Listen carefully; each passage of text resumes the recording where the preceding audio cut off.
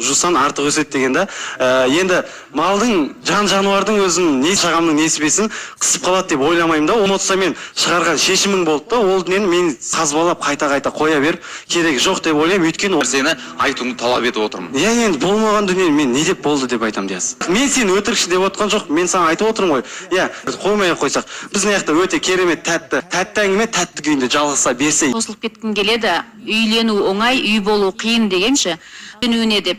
Мен айтам, біріншіден жас кезінде ойна, күл, жүр, кеттер болады, ер азаматтар. Жас болса да бір бас болып, бір сана сезімі өскен, үлкенде. Темірді қызған кезінде соқ деген дүние бар.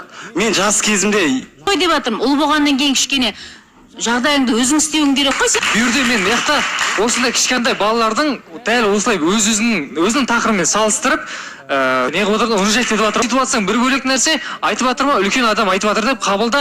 Ол Үйленсе мысалы, одан кейін өздерінің жағдайларын жасаса, онда тұрған не бар деген тағы да бір пікір. ерте үйлену туралы теңестіріп кеткен дүниелер өте көп та. Жалпы мен сіздердің ақылдарыңызды тыңдамаймын деп айтып жатқан жоқпын. Алайда осы жерге кежеде болып, менің үйленіп кетуіме олай қатты қарсы пікір айта берудің де керегі жоқ. Жатырмын да, неге асығады Не істейсің енді? Қазанға келген кезде байға тисің ба бұл кісі? Жоқ, мен ойлайсыңдер ма?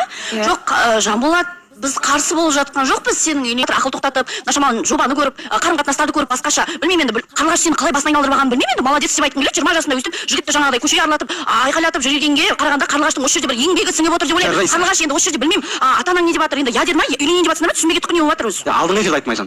Қарлығаш қай уақытта дайын болады, сол уақытта үйленемін дедім. Біз сөйлестік қой, біз шешіп алдық ортамызда. Жақсы, түсінікті. Енді бізге бала дей бермейік. Енді бұл ең бастысы қай-қайсының да айтып жатқаны асықпа деп жатыр. Шешімді асығыс қабылдама деп жатыр, бірақ бұл кісілер де осы жерде үйленуге әбден дайын жігіттер. Диас та, Жанболат та екеуі де өздерінің шешімдерін өздері қабылдап үйленемін десе үйленетін, бәрібір де соңғы шешім өздеріңізде, сіздерде таныстық жалғасады ғой.